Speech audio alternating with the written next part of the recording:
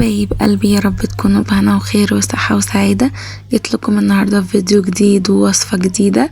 لو انت لسه بتشوفي قناتي لأول مرة، دي قناتي سوما وساسو، بقدم فيها كل الوصفات والروتينات.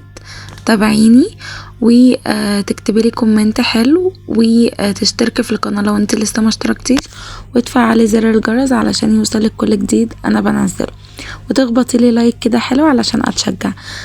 النهارده هعمل لكم زبادي في البيت، وبجد بجد يا جماعه من احسن الوصفات اللي هتنجح معاكي من اول مره، والطعم خطير.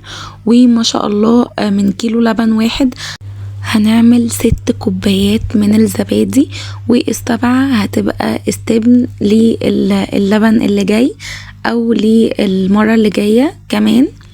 وبجد مش كوباية بقى الزبادي اللي احنا بنجيبها ب8 وب9 جنيه، لا دي ما شاء الله كوباية معتبرة، يعني تاخديها وتشبعي. فتابعي معايا الفيديو علشان خاطر تستفادي منه. بجيب كيلو لبن يا بنات وبغليه، بسيبه ان هو يغلي تماما، وبعد كده بسيبه ان هو يهدى على النار.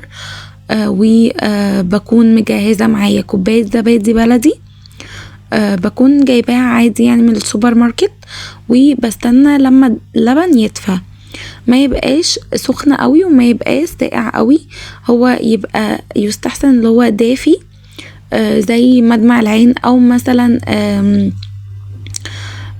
اقولك ايه، زي رضعة البيبي. يعني عارفين رضعة البيبي كده، انت مثلا لما بتحطيها لطفلك هي بتبقى نفس النظام ده اللبن بس. وبعد كده بمسك كوباية الزبادي اخلطها في بعض كده قبل ما انزل عليها باللبن.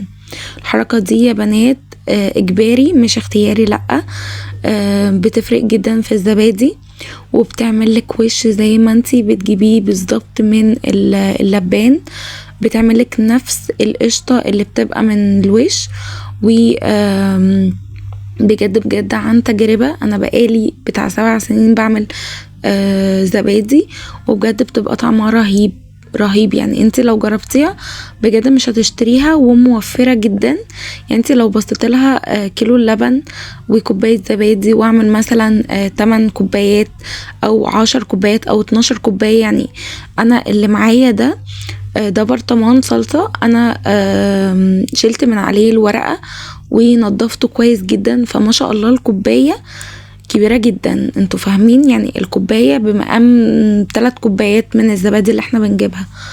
فانت لو مثلا عندك الكوبايات اصغر من كده، انت ممكن تعملي 12 زبداية، فاهمة؟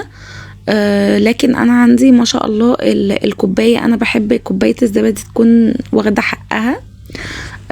ف عشان كده يعني عاملاها في برطمان زي كده، وفي نفس الوقت يكون بعد ما خلصت الزبادي واطمن ان هي بقت تمام، اقوم حطها في التلاجة واقفل البرطمان ويبقى زي الفل كده بس. وبعدين شكله حلو ولذيذ يعني. فزي ما انا بقولك، بعد كده طبعا ضربتها بالهاند بلندر كويس جدا علشان قطع الزبادي اللي انا حطيتها في اللبن ما تبقاش باينه، تبقى متفتته، وكل الزبادي يبقى سوا بعض كده، واللبن واخد في قلب الزبادي. وبعد كده برصهم طبعا، وبصب الكوبايات بتاعتي او اللبن في الكوبايات، وبحط طبعا كوبايه استبن اللي هو هعمل بيها الزبادي المره اللي جايه ان شاء الله. وبعد كده بكون غاليه ميه سخنه يا بنات جدا من الكتل زي ما انتوا شايفين، وبصبها كده في القعر بتاع الصينيه بتاعتي، وبكون مسخنه الفرن عندي على درجه حراره 180. واول ما بدخل الزبادي بقفل عليها النار، وبسيبها لمده 7 ساعات 8 ساعات، يوم كامل. يعني ممكن تعمليها من بالليل وتسيبيها لحد الصبح. وزي ما انتوا شايفين كده يا بنات، انا ما كنتش لسه حطاها في التلاجة والله، طلع بصوا ما فيش ولا مية بقى من فوق ولا اي حاجة من دي. حركة برضو ان انت تغطيها باي فوطة عندك، ده بيخلي السخونية بتاعت المية تطوف طبعا من على الوش، وتسحب المية اللي بتتنقط مثلا من البخار وكده. فحركة جميلة جدا اللي هي بتاعت الفوطة دي. انا بقالي 3 سنين بعمل الحركة دي وبجد تحفة. وبس كده يا حبايب قلبي اكون خلصت معاكم الفيديو. استنوني في روتينات تانية ووصفات حلوة زيكم، وبحبكم جدا ودمتم في رعاية الله، والسلام عليكم ورحمة الله وبركاته.